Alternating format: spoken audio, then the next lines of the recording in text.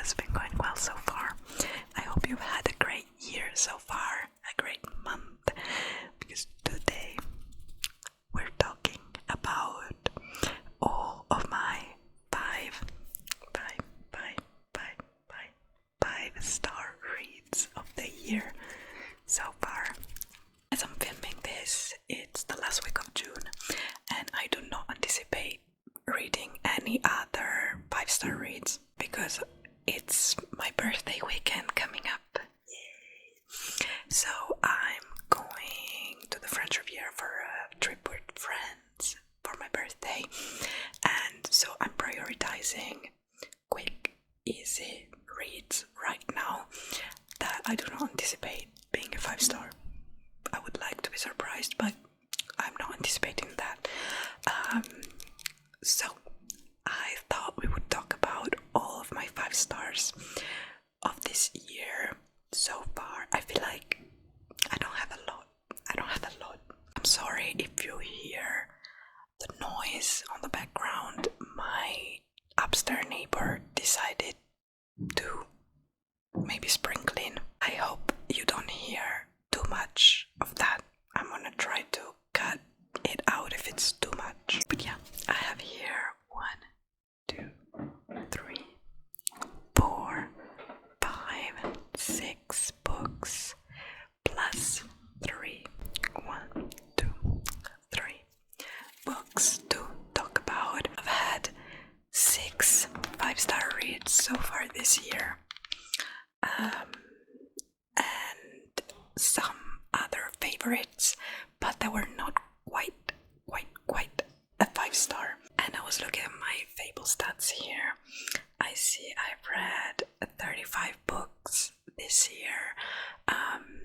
My goal is to read 50. I feel like I could read more than that, but I want to prioritize quality over quantity. Out of 36 books I've read, only 6 were 5-star.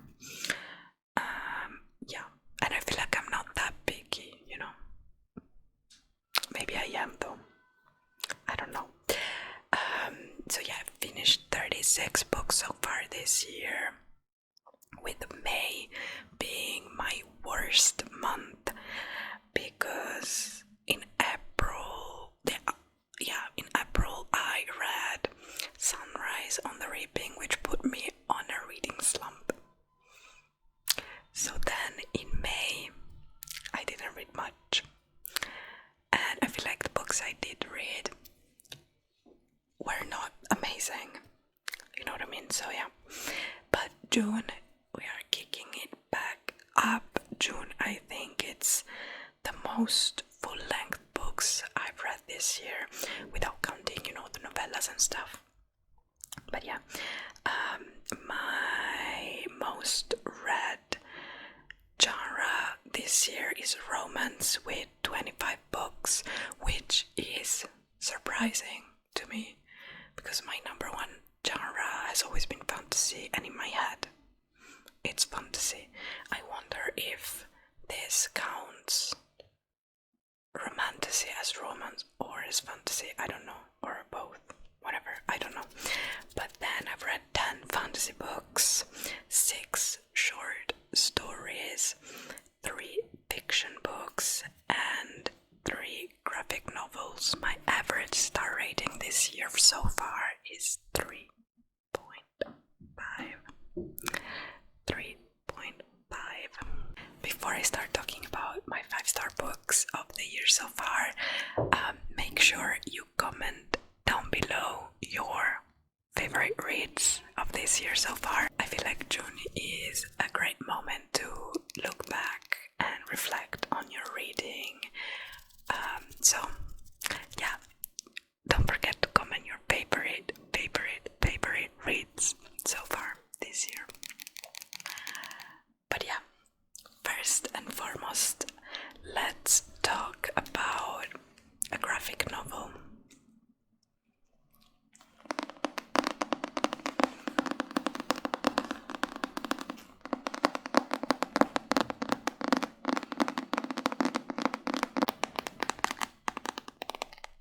That sounds so good.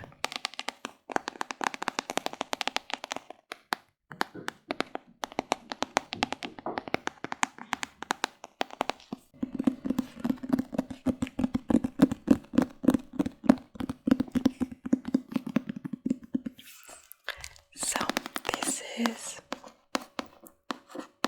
Lore Olympus, Lore Olympus, Lore Olympus by Rachel Smith or Smythe, I don't know. This is volume 2.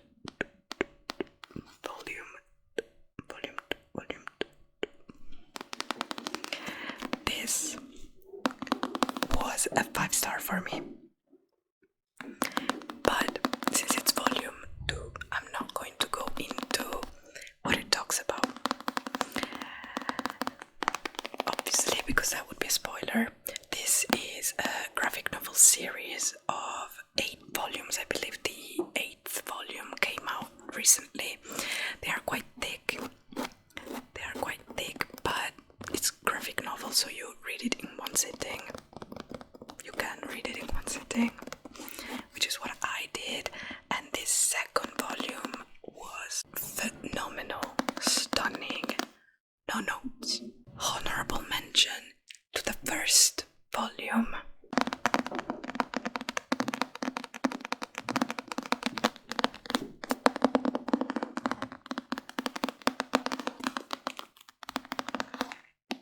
This is the first volume, and I gave it a 4.5.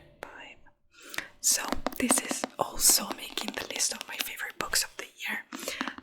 That was a great introduction into this world. What Lore Olympus is about, basically, it's a retelling of Hades and Persephone's story. So it's a Greek mythology retelling, but set kind of in the modern world. I really think that's all you need to know, to be honest, to go into this. I absolutely love the art style.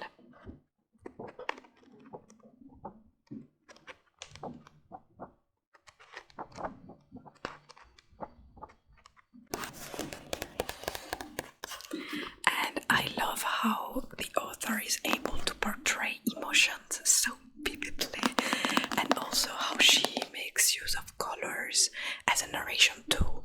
So if it's like, if she's going into a memory, then it will be black and white, or if she's like portraying a specific emotion, it's a specific color. Each character has their own colors as well. So I really like that. It helps also visualize all the relationships between all the characters. But yeah, I love when authors, whether it's in fiction or graphic novels, I love if they make use of colors, color symbolism and all that. I'm a sucker for it, so I really appreciate that. So yeah, those are the first 2 volumes of the Lore Olympus series. I'm currently into volume 3. I care about these characters so much, and I've only read 2 volumes. It's wonderful. I love it. I love to have a good obsession, you know. So yeah, that was a 5-star with a close second. But moving on to the OG 5-star of 2025, because I read the Empyrean series for the first time this year. Okay, and I vlogged my whole reaction to Fourth Wing, so you will find it in the description below if you want to go check it out on my booktube channel. But yeah, I read Fourth Wing for the first time this year, and this quickly became my new Roman Empire. I read Fourth Wing in January.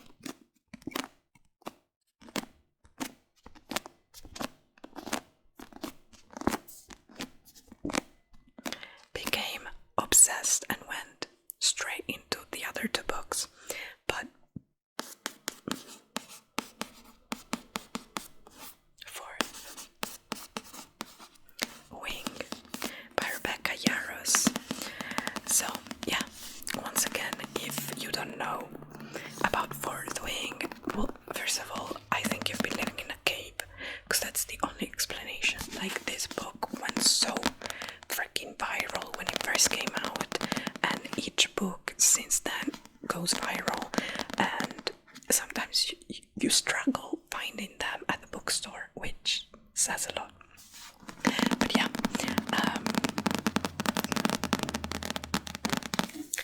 if you don't know what the Empyrean series is all about, this is an adult romantasy series. You follow Violet Sorrengail, who is a student at a war college where she is learning to become a dragon rider. So yeah, in this world there are dragons who talk. They are talking sassy dragons, and each student ends up going through a bunch of trials and exams that are very, very high stakes. There's a lot of people who get killed off in this series. So a lot of people get killed off. It's very high stakes. There's this whole trial thing that you have to go through in order to graduate, and if you survive it and you do well on it, then you have the chance to bond with a dragon.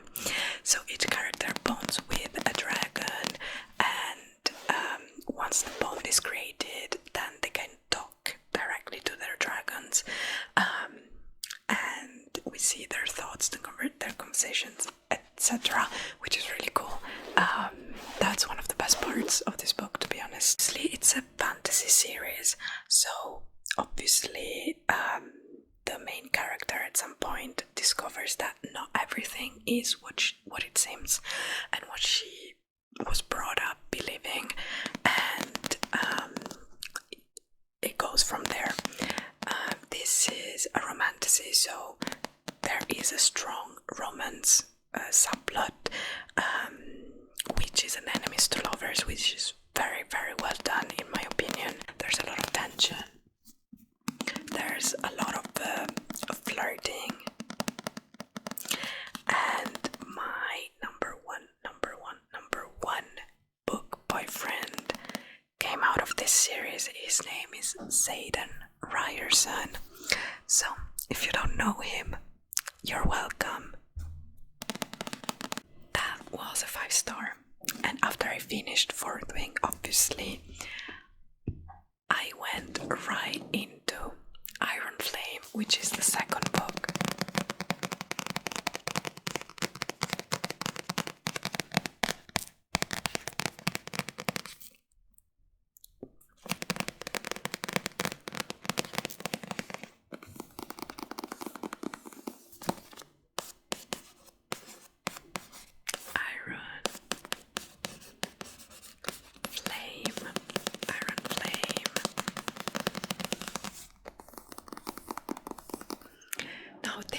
This book is even longer than Fourth Wing, and it gets more political.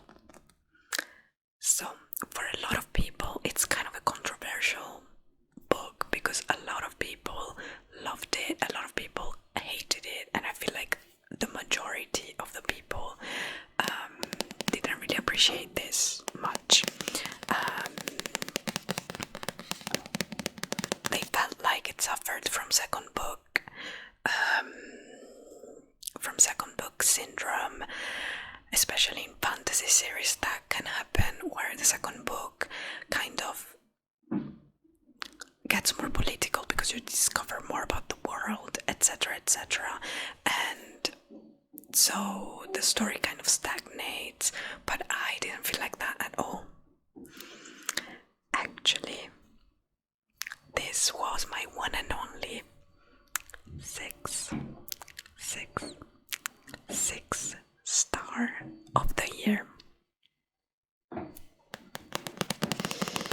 Yep. Yeah, this was a 6-star for me.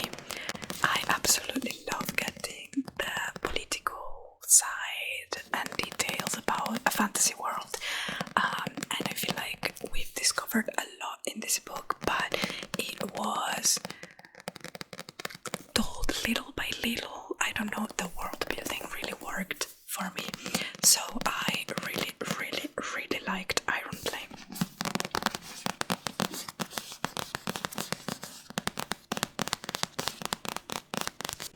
Also, the whole situation with Zayden and Violet was very tense, and I liked finding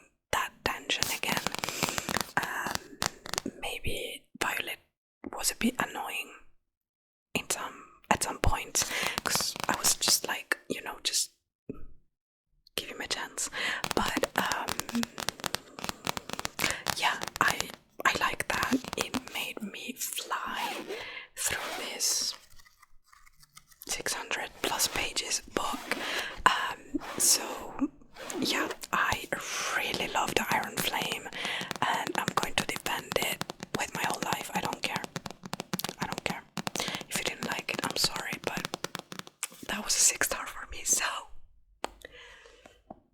yeah, and once I was done with this, also the ending here in this bad boy, the ending was kinda rude. Rebecca, thank you very much. But wow.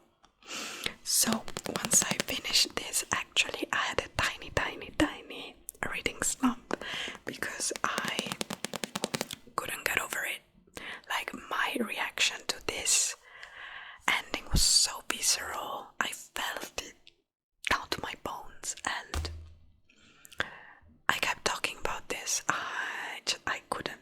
But thank God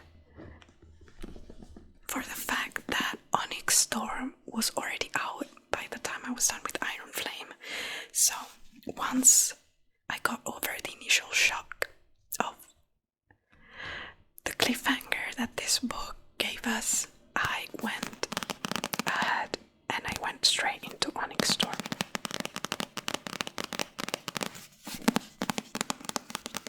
How beautiful is this book? I love it.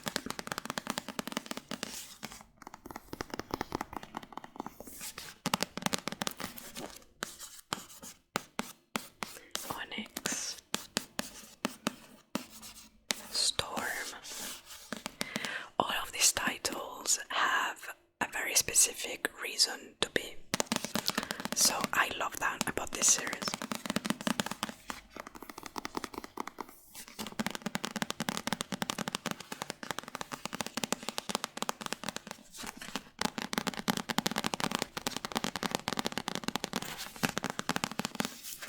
So I went straight into Onyx Storm, and that was also a 5-star. Like, every single book in this series has been a 5-star for me.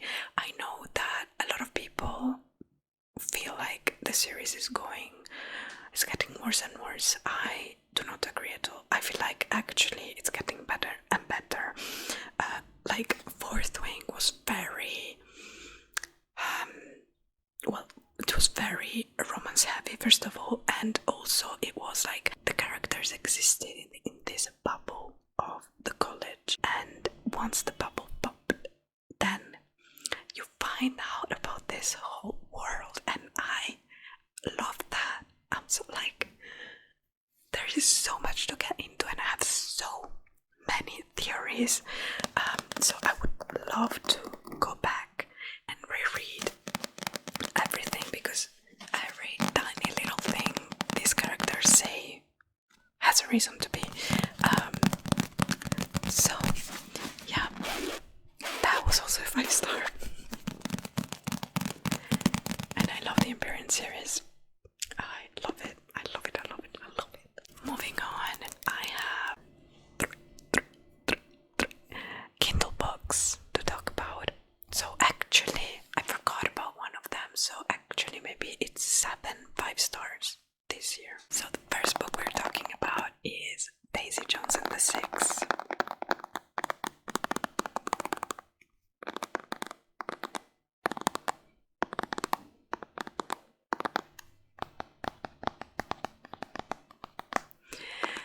So yeah, I read Daisy Jones and the Six finally, because I love Taylor Jenkins Reid. As if you've seen my video about my reading journal, you will have seen that Malibu Rising is one of my favorite books from her, and it's the book that got me back into reading fiction, like general fiction and women fiction.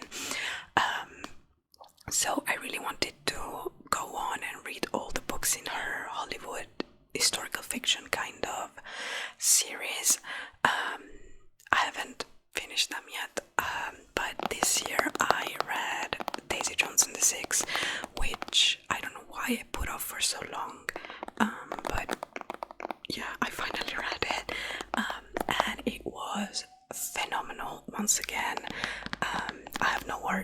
describe this book, but even just the narration style is very original.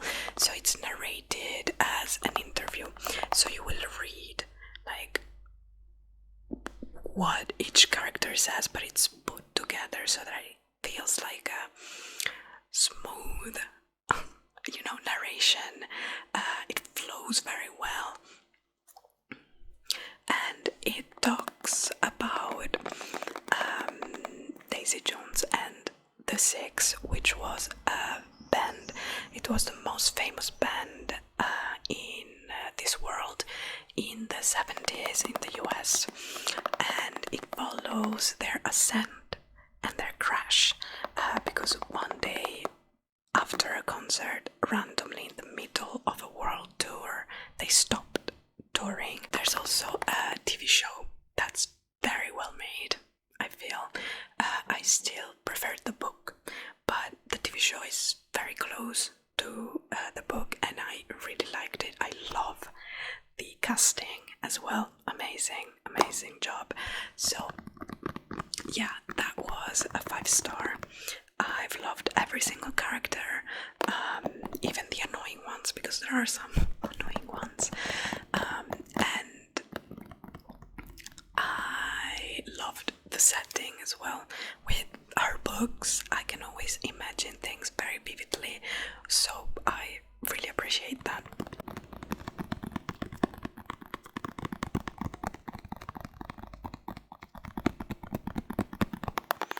There's also a tiny plot twist in this book where you find out who is actually interviewing the people, and that's really fun.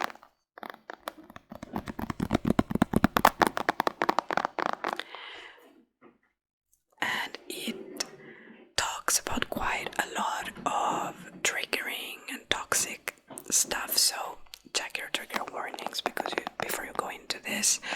But I feel like it was portrayed in a very realistic, but also hopeful way. So yeah, that was another 5-star.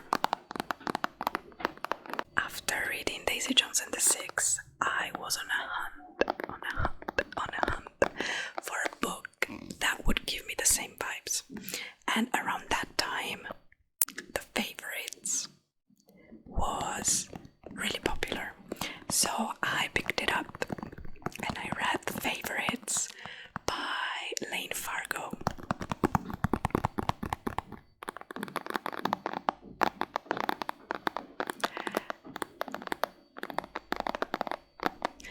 The Favorites has two things in common with Daisy Jones. The first would be the narration style. So The Favorites is narrated as if you're watching a documentary.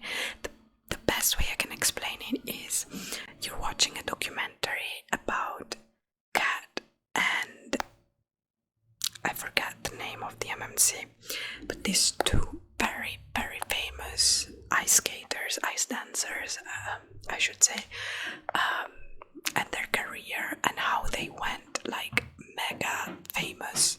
They were stars, and then how they crashed as well and stopped skating together and stuff.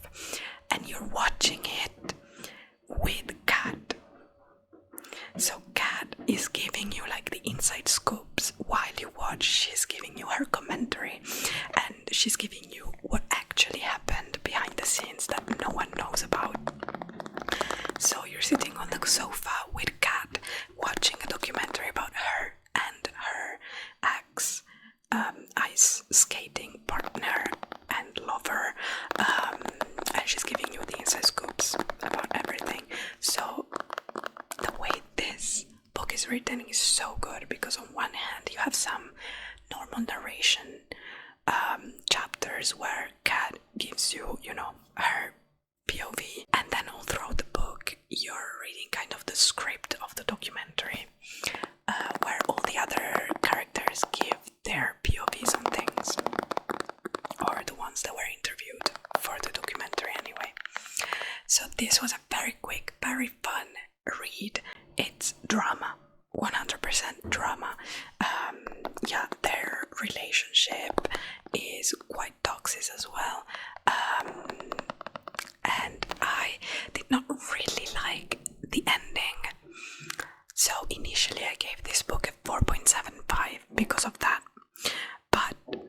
because of how like the author decided to resolve everything, which I did not like. But I kept thinking about this book, so, and I still think about it sometimes, so I upped it to a 5-star. I think it's deserved, and the fact that I didn't like the ending makes me like the book even more and appreciate like the whole journey, you know. So yeah, that was another 5-star. Highly recommend if you haven't read it yet. I loved reading about this. Also, it goes into how complicated the skating world is, and I love reading about sports in books as well, especially sports that are not that popular. So yeah, I really recommend this. And last book I read on my Kindle that was a 5-star is actually a novella, and I've seen this recommended a few times. So I was on vacation earlier this year, and I picked it up between other books for a palate cleanser, you know. So that was The 6 Deaths of the Saint by Alex E. Harrow.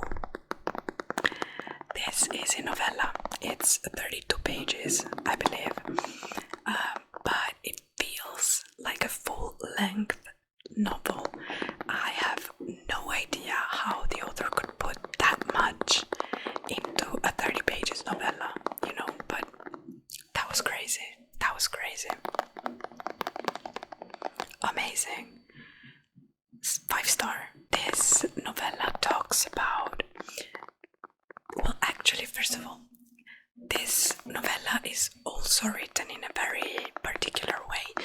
So it's written in second person narration, then it goes to third, and then it goes to first, if I'm not mistaken. But it's the majority of the novella is written in second person narration, which is very particular, and unless it's done well, it sucks in my opinion. But in this case it was very well made, and it has a reason to be. It has a reason to be narrated that way, which I'm not gonna say because it's a spoiler, but I loved figuring that out. Absolutely loved it. This is one of those books where the same day, or the same years in this case, repeats over and over on a loop. It's the story of this girl who was abandoned, and one day the king of the kingdom she lives in comes to look for her, because apparently she's like a legendary warrior knight kind of thing, and uses her for his imperial conquests. But there's something she doesn't know about herself, which then you figure out. And also there's a minor, very subtle love story going on that you don't pick up until the end, like when it's revealed to you more explicitly, but then it makes sense, you know what I mean? So yeah, this was amazing. I don't know how to describe this book without giving too much away, so I would recommend just going in kind of blindly and enjoy the ride. It's very quick as well. It's a 30 pages book, so it doesn't take much time to get through, and this was amazing. I cannot wait to see what this author writes. I need to check if she already has other books out, because I would like to get into that. But let's move on to the last books I want to talk about, which were not a 5-star, but almost. So the first one is Magnolia Parks.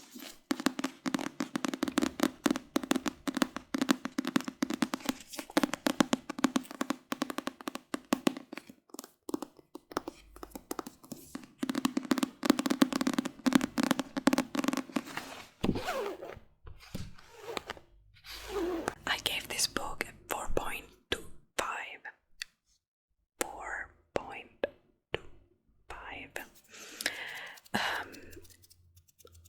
was not a 5-star whatsoever for me, but it's one of my favorite books of the year so far. I think about these characters way too much. So yeah, plus I feel like the experience I had reading this made it shoot up the ranking, because I went to London, where this book is set, to read it. So I traveled there and I went around Magnolia's quarter, where she lives in this book. I went around different places they go to in this book. I went to see different restaurants and stuff, so that made the whole experience even better, obviously. But yeah, if you haven't read these books yet, they talk about this very toxic group of friends. They are London socialites, so they are very rich. This book is basically Gossip Girl set in London, and it follows the dynamics between the group of friends, but also and especially the dynamic between Magnolia and BJ. This book is told in dual POV. You get Magnolia's and BJ's POVs, so I really like that because it can get deeper into everyone's feelings, obviously, and without the one you cannot understand the other, to be honest, because they are both quite toxic with each other, with other people, with themselves. So yeah, you would not be able to understand the whole depth of their relationship and in general their struggles without getting the double POV. So I really like that. If this book was not a double POV, it would not be ranked as high.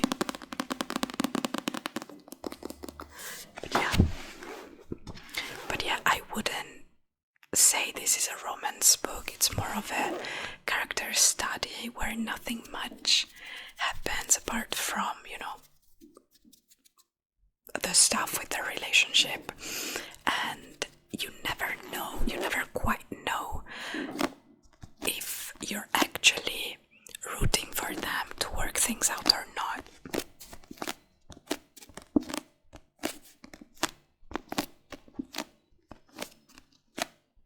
This is the first book in a series where it's two series interconnecting. One is Magnolia Parks, the other one is Daisy Hates. But yeah, you need to read them in order because otherwise you don't get the full picture, But yeah, I don't know what else to say about this book, to be honest. I really liked it, but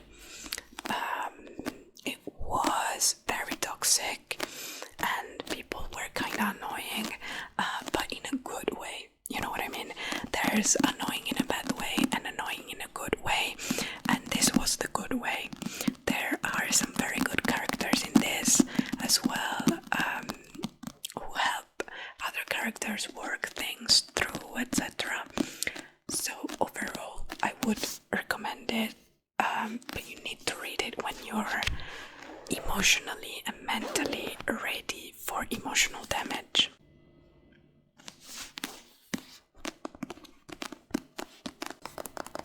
So yeah, that was Magnolia Parks by Jessa Hastings with those beautiful, beautiful covers. And to the last book.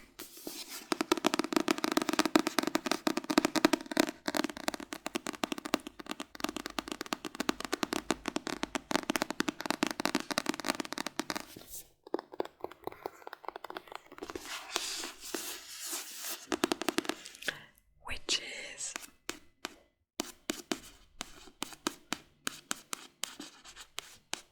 First Time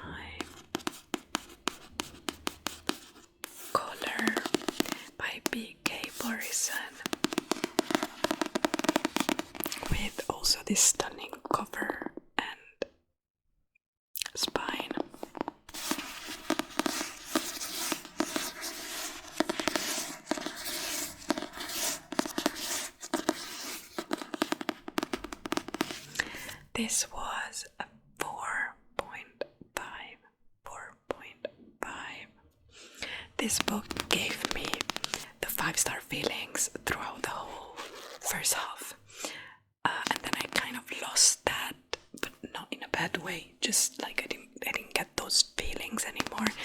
But still, it's a very good book. One of my favorite romances of the year.